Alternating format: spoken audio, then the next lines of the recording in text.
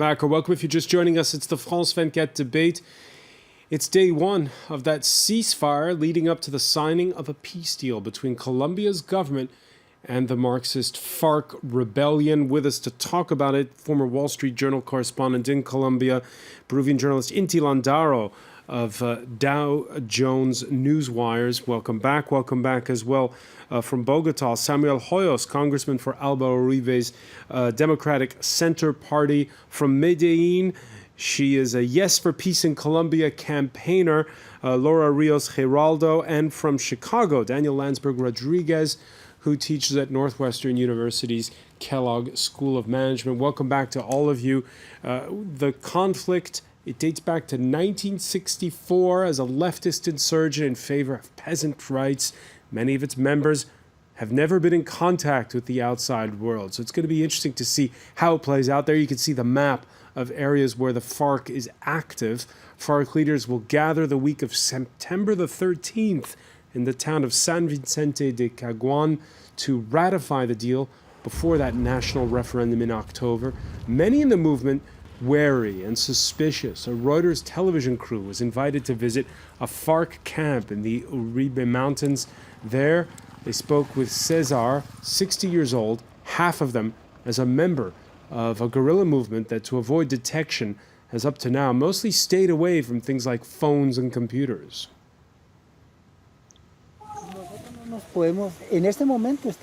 We cannot remain behind when it comes to technology. We're not up to date, but we intend to catch up. It's complicated. Before, we used telephones with button pads. Now it's all touch screens. It's more complex, but we intend to keep up with global development because we have to. Daniel Landsberg, just before the break, you were mentioning how this peace deal is happening as Latin America is right now in flux and changing. And it seems as though, listening to that FARC member, they're aware of the change in the outside world. I think that's right. And also you have a leadership, this quarrel or this conflict has been going on for so long that the leadership is also getting older, and jungle life is tough. This is a good moment strategically for the FARC to be seeking peace. The question is whether it's the best possible time for the government. The fact that the FARC long ago, to survive economically in part, became more and more indistinguishable in certain places, because cells differ widely from one to the other when it comes to narco traffic. And one of the issues that I find problematic with the peace deal is that it doesn't very sort of solidly define, and it would be difficult for any peace deal to do so, where do political crimes worthy of amnesty end and narco trafficking crimes begin? And that's something that, as the group, which started as a rural Marxist insurgency, but has segued somewhat towards a narco-trafficking syndicate, has become, has straddled each world more and more. The ability to treat it as one or the other has gotten more complicated. And that's something that I think is likely to prove problematic as the peace process moves forward, particularly in the case of a close vote, which doesn't give an overwhelming mandate to the peace process, or a vote with very low turnout, in which even if legally it will move forward, the political pushback will be a little bit stronger and a little bit more relevant publicly. Laura Rios, do you share that concern that the deal doesn't make the distinction between political violence and drug trafficking? Well, it does talk about drug trafficking. There is a whole chapter about it. And concerning that fact, there is a distinction between the money that comes from drug trafficking and the money that comes from other crimes such as kidnapping. And there is a whole difference. And I think it is important to distinguish that, of course, amnesties, as others have talked, in peace negotiations, it is important to give some stuff for them to surrender, But as it is an agreement, I think there is a whole difference between the crimes that comes from that in which they get money, such as kidnapping, and the crimes which with the link with drug trafficking. So I think for us as in the campaign, of course we are concerned about that, but I think the deal goes beyond that. This is a step that, of course, there is a lot of challenges that will come after the agreement. There are many challenges, because it doesn't mean that Colombia would not have any more violence. On the opposite, there is experts know that the rate of violence will increase, but this agreement goes beyond that. And I think the most important thing is for us to consider that the many things that the agreement deals with will mean a step towards a new political and economical situation in the country. Indy Landauer, your thoughts on this? And there's lots of questions born of this. First of all, will the people in the field we looked at that map and the scattering of where the FARC is present, will the people in the field listen to their leadership after the deal is signed? Will they lay down their weapons? And will they want to give up this lucrative drug trade and things like was just mentioned there, kidnappings for ransom? Well, I think in the first place there is another question before all the questions you just made is, can we trust the sincerity of the FARC? Because in previous negotiation, it was between 1998 and 2002, they just pretended that they agreed to negotiate a peace, and then the whole deal went down. So that's the first interrogation on this negotiation. And then as for even if the FARC were sincere and were ready to lay down their weapons and build the peace in Colombia, that would withdraw just one level of the violence in Colombia. As demand for drug will probably continue abroad, the business of cocaine will probably remain and will probably move, will be probably taken over by someone else, maybe the same mid-level FARC leaders would take it over and resume the business. Someone else will probably surge to take on that business, but it's probably true that the violence related to drugs will continue in Colombia, even if the process goes to a happy ending. Samuel Hoyos, how do you do it? How do you offer people in these impoverished areas an alternative to growing coca? It's very hard because the cocaine is I don't know, maybe the best business around the world. So that's why they are working on it. It's very hard to change for another product because they don't have the infrastructure to take them out to join markets, to join the cities, to join other countries. But cocaine is very cheap to produce and very expensive to sell. Make a big profit. So this is a world challenge that we have, not just Colombia, Europe, the US, all the world. But right now, we have to give opportunities to people to fight against FARC with economical inclusion, to fight against FARC with democratic inclusion. We have half of the country without the state, and they rule the country by the guns, by the violence, not just FARC, ELN, criminal bands. We have multiple violent sources and groups. So we have to make the rule of law, and we have to improve the capability of the state to be all around the country, in all the corners of the country. And to do that, there is the context that we were mentioning, that Daniel Landsberg was mentioning earlier, of no longer having the FARC get a free pass to cross over into neighboring Venezuela or Ecuador. Do you see Latin America's changes as influencing change in Colombia? I'm glad that Argentina changed, Brazil is changing, but Venezuela is passing through a economical and humanitarian crisis. It's not a democracy anymore, and we are worried that that could happen in Colombia. Cuba needs another source different from petroleum, from oil, and maybe drug dealing is the source that they are looking for to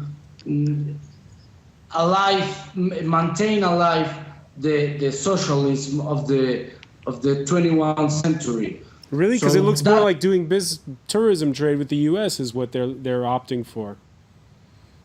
Pardon? It looks like the Cubans have instead opted to get closer to the United States. Yeah, but they are still believing in their political system, and they want to expand it in all Latin America. And they are doing it in Venezuela, and they want to do it in Colombia. I hope we can support our democracy, and that's why we believe the actual agreement put us in a bigger risk to be there. A bigger risk than now. Laura Rios Geraldo, your reaction?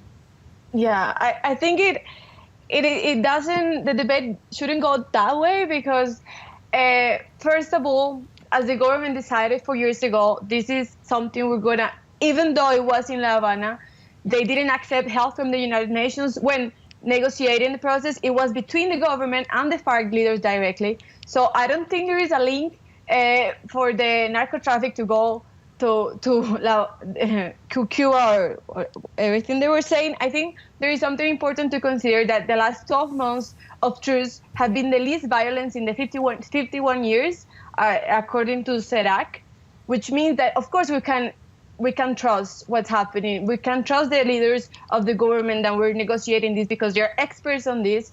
They have experts from other countries advising them. And regarding what you say about the chiefs of the FARC, the middle chief leaders of the FARC, I think there is something important to consider, that these negotiations are very different from the paramilitary negotiations that we have in 2003, because as we learn from the past, we have also to we also have to consider the chiefs, the high commanders, and the middle commanders, and they have considered that in the agreement, and they have been talking with the military forces of Colombia on how they're going to deal with this, how they're going to change their policies, and so I think there is also important that as citizens, to say that we want peace means also that it's something of classes, because the ones that don't want to go and do military service, and that they don't want their child to do military service and fight against the FARC, are the ones that they cannot pay for the military service card. So it's something that as Colombians we need. It's something that we need. Of course, it doesn't mean peace. It's a process. That's why the whole concept of post-conflict exists. So I think it's something we have to build, and it's something that has been considered since before 2012 with the law of victims of the law of 1448.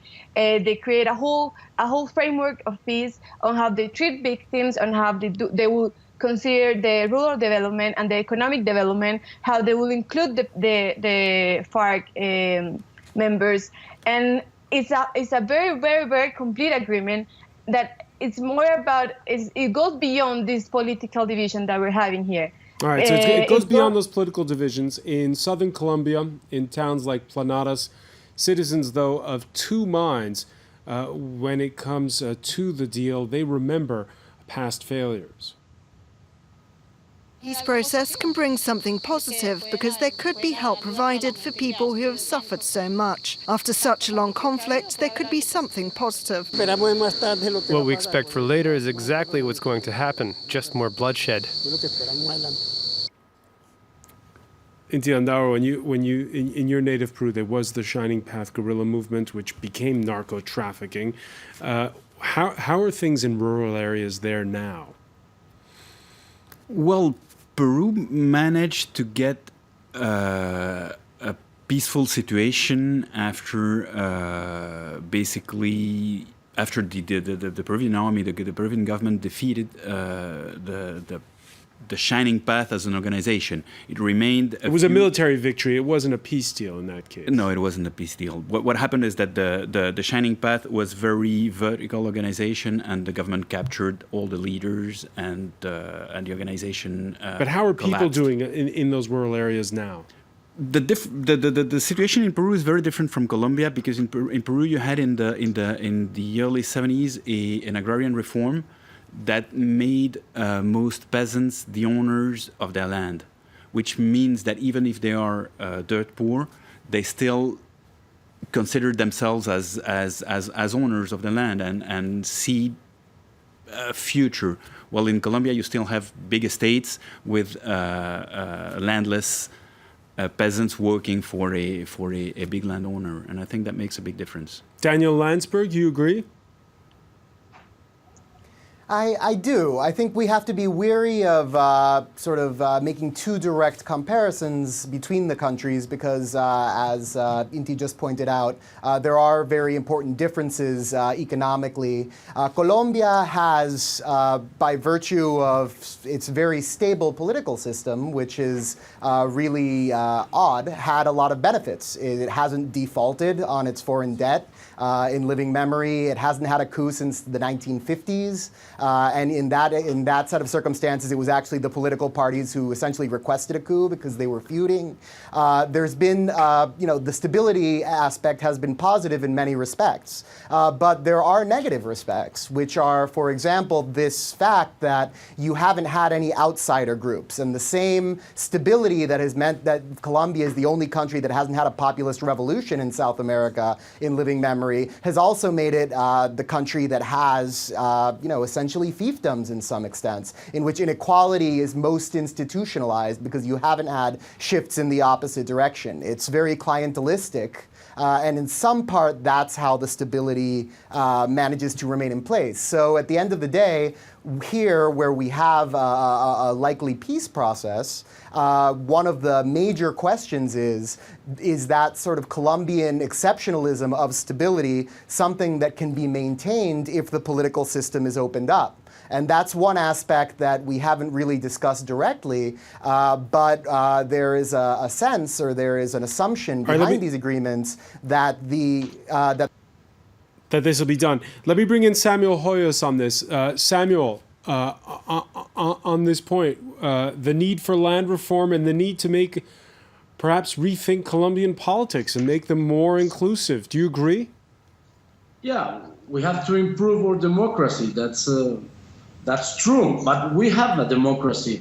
Today, we have a space in Congress for left, right, center, and we can discuss. There is no justification for using violence in politics today in Colombia. There is a space for everyone. It's a weak democracy. We have to improve in the landscape. And do you agree with Inti Landaro when he says perhaps there's the need for a land reform so that more people in these rural areas can own their own land? No, we have to give opportunities to own land to everyone. But we cannot risk our economical system. We have here is an state, a free state, and we have to respect the private property. We have to give opportunities, but we don't need to have agricultural reform. All right. Very briefly on that, Laura Rios, a final word on that because we're almost out of time. Yeah, well, I don't think a rural reform means the end of private property. And I think there is in the agreement, again, there is a whole development about the agro. And again, the law of 1448 gives back the land to the owners, to the real owners of the land. And there are many programs of development of the rural areas that this agreement will bring to Colombia. And so it is also necessary because we're also talking of political political participation of the FARC. That, of course, for democracy, we need them to be part of the political participation. We need them to be part of the political framework and the political picture of the country, because we are a democracy. All right, I want to thank you, Laura Rios-Geraldo, for joining us from Medellin. I want to thank Samuel Hoyos in Bogota, Daniel Landsberg in Chicago, Inti Landauru. Many thanks. Stay with us, though. Our Media Watch segment is next.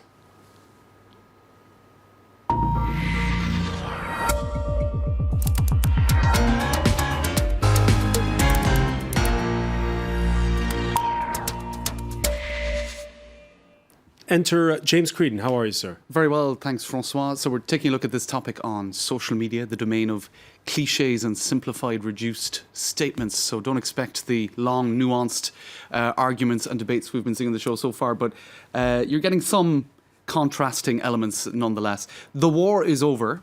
I think that's quite a definitive, or I suppose, clear statement by Humberto de la Calle, Colombia's chief negotiator, the government's chief negotiator, announcing that peace agreement. So you've got those sort of very optimistic. Yeah, we heard statements. Habemus Peace from the FARC representative at that. Exactly. So that's all very hopeful, and we've got images that are illustrating the same sentiments, peace, and certainly a good degree of hope. That one from the UNDP.